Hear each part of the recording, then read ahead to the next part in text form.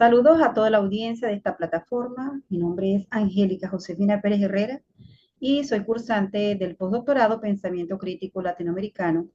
y voy a disertar sobre este pensamiento visto desde los anales de su fundamentación.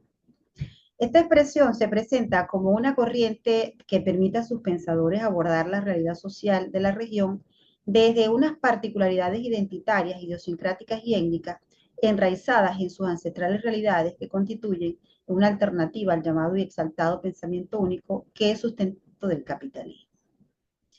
Expondremos varios elementos culturales y filosóficos que conforman la base de este pensamiento, así como la influencia de algunos proyectos ideológicos que alteraron su composición. Planteamos la perspectiva general del pensamiento latinoamericano en la actualidad y finalmente algunas consideraciones para ampliar el debate del PLS contemporáneo. El filósofo mexicano Leopoldo Sea y el pensador peruano Salazar Brondi representan la máxima expresión de esta corriente de pensamiento. Desde un nivel discursivo, la herencia de la conquista genocida española implantó la idea de que Latinoamérica constituyó un terreno salvaje y bárbaro que debía ser sometido a toda costa. Este proceso de colonización española europea sobre los territorios de ultramar generó la necesidad de replantear un pensamiento político que permitiera fijar criterios diferenciados en oposición a esas posturas que imprimieron los colonizadores.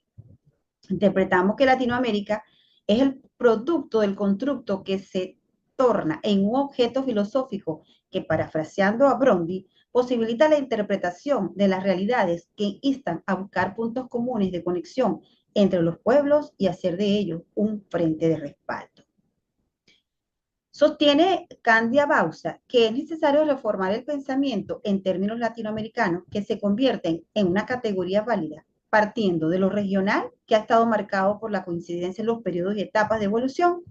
Surge así un contexto de reflexión que es atravesado por la contextualización y la integración cultural y que el resultado de la construcción del conocimiento sobre la región surge del análisis y los estudios comunes. Gómez y Quesada plantean que América Latina como región puede ser estudiada desde varios enfoques y que dos de ellos considerados importantes son una doble crítica del presente que deviene de la recuperación del pasado cultural de nuestros pueblos y la creencia de una emancipación y liberación que permite un futuro prometedor. Partiendo de la creencia de esa redención de América Latina, nos llevará al sufrimiento colectivo al que nos han sometido y para ello invocan a los pensadores críticos Augusto Comte, Emily Durkheim y Carlos Marx para llevarnos al trabajo desalinado y la educación liberadora. Augusto Salazar Quesada, considerado uno de los ideólogos y gestores de la ideología revolucionaria de Juan Velasco Alvarado, indica que para impulsar este pensamiento se debe partir del diagnóstico que nuestra educación ha sido encubridora y alienante, incapaz de promover transformaciones revolucionarias. Antes bien, ha sido inmovilizadora y ha estado orientada a mantener el orden de las cosas. En el campo de lo artístico contamos con poetas como Darío, Neruda, Martí, Vallejo, Lezama y muchos otros que han hecho importantes referencias para el crecimiento y la formulación de este pensamiento. En cuanto a la escritura, encontramos 3 premios Nobel producidos en América Latina: Mario Vargas Llosa, Gabriel García Márquez, Octavio Paz. Además, contamos con Julio Cortázar, Mario Benedetti, Rómulo Gallego, Eduardo Galeano, con su emblemática obra Las venas abiertas de América Latina, que es un referente especial de este pensamiento descolonizador. En lo sociológico, observamos la búsqueda de la transición eurocentrista a la construcción del PCL y una necesidad de salir del atraso de nuestros pueblos para hacer una necesaria transición a la llamada modernidad, partiendo del positivismo hasta lo que podemos llamar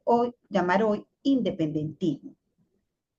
Además, se propone que el espacio cultural latinoamericano y los círculos transmisionales latinoamericanos estén inmersos en construcciones imaginarias sobre la identidad de nosotros y otras culturas.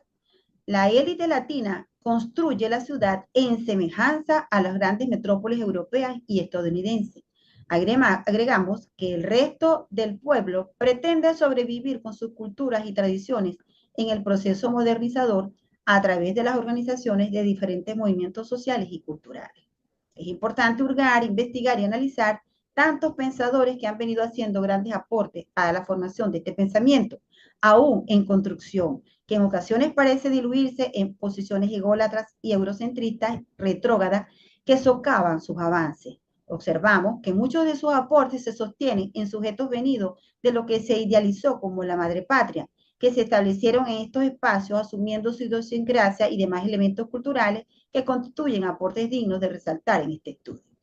El estudio de la corriente teológica de la liberación es un importante factor religioso que ha influido por el que el Evangelio llegó a América de la mano de esa espada conquistadora y genocida, lo que originó que la fe y la cultura se fusionaran, generando un mecanismo de dominación, sin desdeñar que el mestizaje latinoamericano existe un importante segmento indígena, hoy denominado con más precisión pueblos originarios, cuya fe se expresa con sus matices antropológicos influenciados con el modelo cristiano claramente occidental.